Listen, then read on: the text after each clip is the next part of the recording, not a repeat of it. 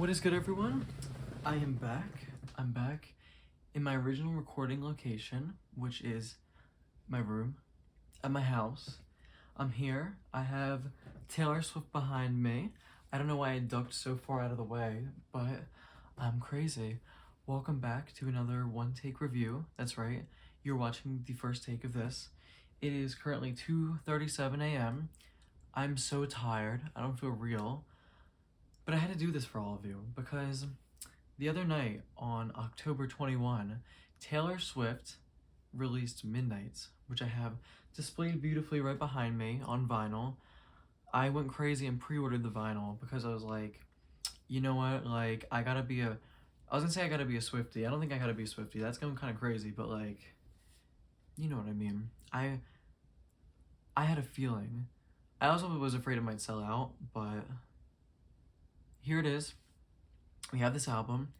You know, recently I've become a bit of a Taylor Swift fan, like her being like one of my favorite artists now, which is kind of crazy because if you told me that like a couple years ago, I would think that you're insane. But here we are. I actually now own every Taylor album that she owns the rights to. So everything Lover and Past, which is kind of crazy. But here we are with this new Taylor Swift album, which she's kind of been hyping up for a minute now, and I hadn't really like looked into all of the discussion around it with, you know, her posting the TikToks with the titles and everything, because I was like, you know what, like when it comes out, I'll just go right into it and see what it is. And honestly, this isn't really what I expected. You know, we have production, sorry I burped, from Jack Antonoff front to back here, which, you know, Taylor has used Jack Antonoff. I don't know why I said used. She has enlisted in Jack Antonoff for various other projects of hers since 1989. Well, not since 19, you know what I mean. But, you know, Folklore and Evermore, which are both behind me, were also both produced by Jack. And I was kind of expecting more of a sound like that on this album, but it's actually more of a return to some of the poppier shit she was going for on albums like 1989, you know, some Lover in there, some Reputation in there, and here it is. I have my notes written here. I've already talked way too long. Let's go right into this. So first we have the song Lavender Haze, and I have made my room a bit lavender. If that's how it appears, I don't fucking know. I just told Alexa to make the room lavender. So, but Lavender Haze, and honestly, this is an amazing opener. Goes really hard. Kind of gave me a feel for what this album was gonna be like with some of the more synth pop type elements. The production on here, on this track specifically, is actually amazing.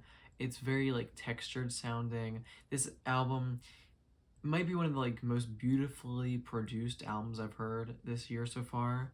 I love the deep synths on here, and I love the Taylor vocals on here. I love the background vocals from Sam Dew, and also there's production from Soundwave on here, who did some production for the last Kendrick album, as well as a side project with Jack Antonoff and Sam Dew called Red Hearse, which I've heard a couple songs from. And then this song kind of gives me a similar element, or a similar vibe to those types of songs. But I do like the themes on this song of kind of focusing more of like being around like the more positive aspects of a relationship rather than focusing on the negative opinions of others. And that's how you should always be in life, you know? Anyway. And then we go right into maroon, a different color. We go from lavender to maroon. No Maroon 5 on here, fortunately. And I do appreciate and enjoy the type of atmosphere she makes on this song. The problem is it's just ultimately a bit underwhelming on the production side and the vocal side. So, not a huge fan of that one, but I don't mind it that much. And we have Anti-Hero. This one's kind of a banger. The beat on here is pretty fucking catchy. And what? Oh, sorry, I could not like comprehend the words that I wrote on this screen. I'm tired. Anyway,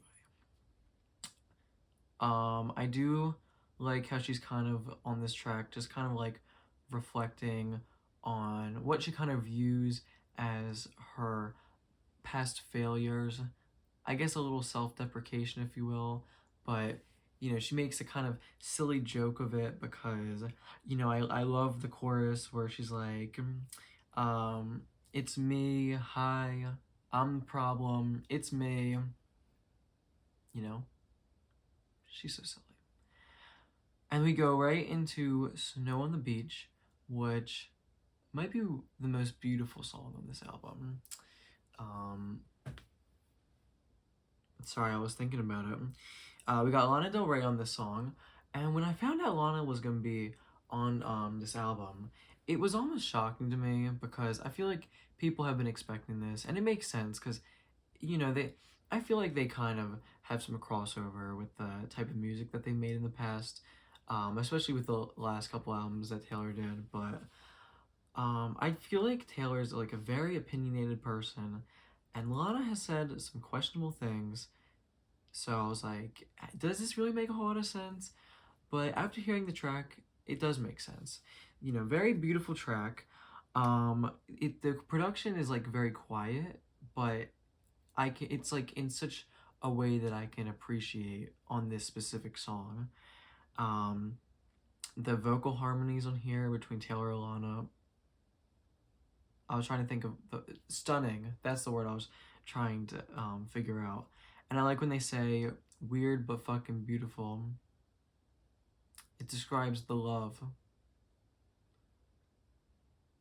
I do wish Lana contributed a bit more to this song, but I'm not complaining because I feel like what we have here is a pretty beautiful song. I'm gonna drink my milk in a cup real quick.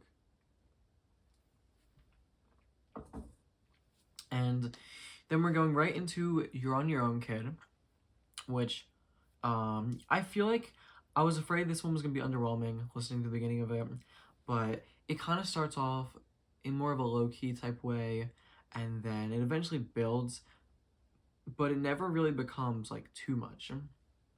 And I appreciate that about that song. I like this song quite a bit.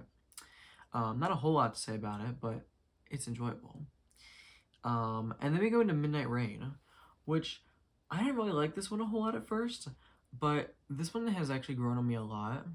Even in just going back and listening to it before, taking my notes before doing this review, I really appreciate how the production here is kind of like glitchy, but like absolutely gorgeous. And it just creates like this atmosphere that I really love. Definitely going to be going back to this one a lot. And then we have Question. Sorry, I was going to say some kind of joke about the song title. I was going to be like, and like the question is, but like I couldn't think of anything. I'm sorry to disappoint you. But this is another song that starts off kind of more low-key and then builds up. And it becomes like very catchy. And I really like when she says, did you ever have someone kiss you in a crowded room? I really like that chorus. Did you? That's the question. Did you ever have someone kiss you in a crowded room? Personally, I don't know if I say I can. And I don't really remember if people started clapping 15 seconds after. I think that was a lyric, right? I don't know. And then we go into Vigilante shit, which is another one that grew on me. And I think lyrically, it's a bit cliche, but you can't really deny how badass this song is coming from Taylor Swift. She's so fucking cool. I like how like dark the production is on here, the bass, and it kind of reminds me of When We All Fall Asleep era Billie Eilish in a good way. I I do like this song. And then we have Bejeweled, which kind of just sounds like the name of the song, Bejeweled. You know, the production here, very shimmery, and I like the chorus on here where she kind of talks about making the whole room shimmer and polishing up real nice. Definitely some very catchy choruses on this album that I really enjoy. I feel like a good Taylor Swift chorus is always needed in life to get through life.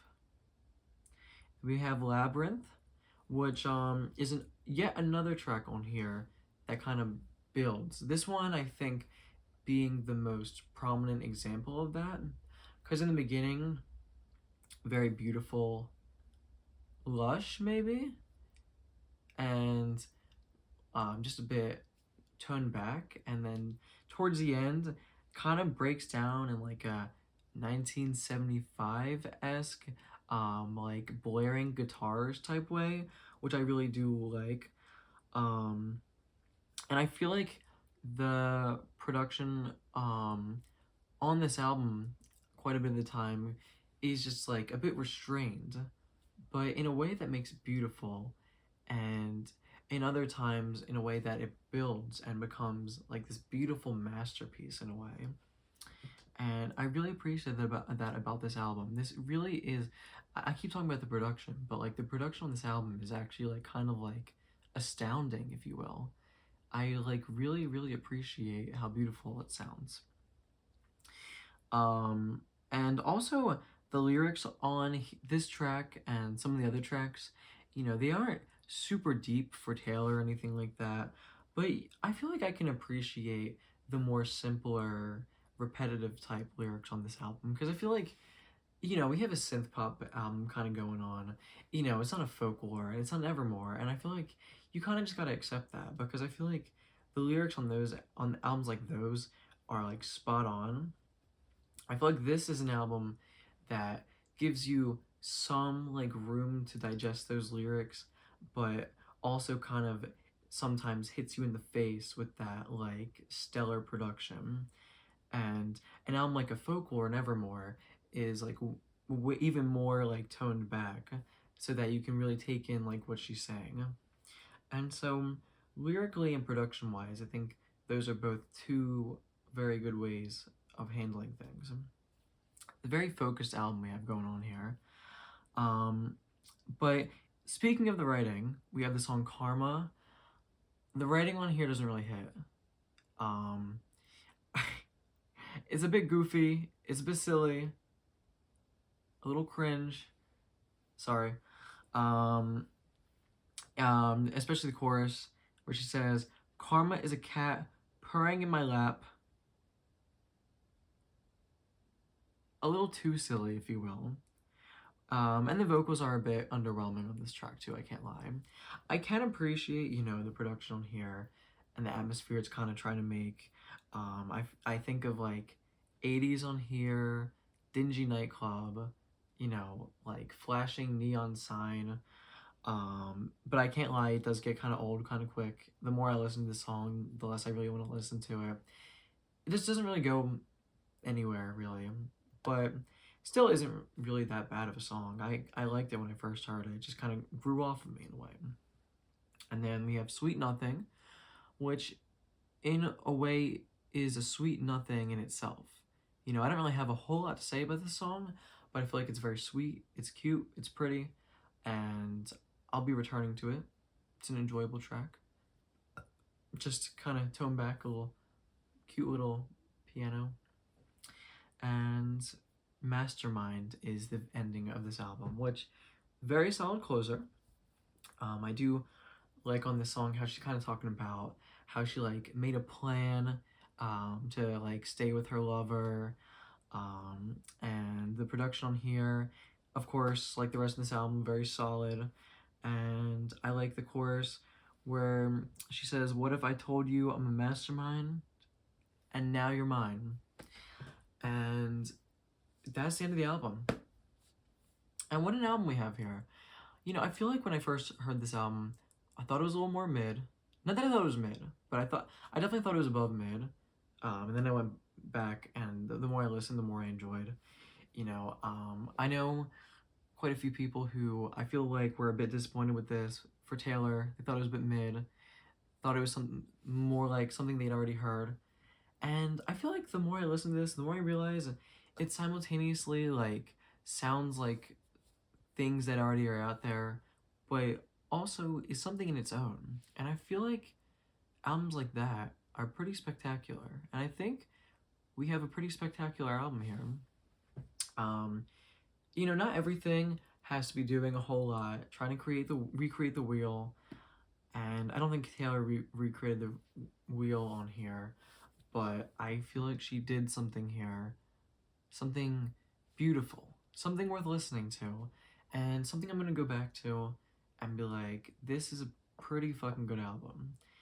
Um, just the more I listen to it, the more I appreciate it, and I really like the direction that Taylor went in on here because it's kind of recreating that pop sound she was going for, but like not in a bad way, almost in a good way, almost in an entirely different way, but also in a way that kind of reflects on the shit she's done before. And that's it. That's the album. I love it. I definitely think it's gonna be one of my favorites of the year. And I'm feeling a strong 8 to a light 9 on here. This shit good. I feel like a lot of the opinions I've seen have either been that it's like amazing or that it's mid. And I can respect both of those opinions. I really can understand either thinking it's amazing or thinking that she could have done more here. And I understand that. I feel like she didn't really have to do more here. But if you think that, like, I entirely understand what you're talking about. And with that, that's the album review for you, for your free rewards. Shout out Old Navy. Shout out all my bitches for making me listen to Taylor Swift. Shout out Paige from Old Navy for making me listen to Taylor Swift and throwing me into my Taylor Swift phase that I'm currently in. I love Taylor Swift. Love this album. Been talking for like almost fucking 20 minutes now. I don't know how you watch this whole thing. I don't know. I'm fucking crazy. It's still almost 3 in the morning. I gotta go. You have a beautiful one now. I love you. Taylor Swift.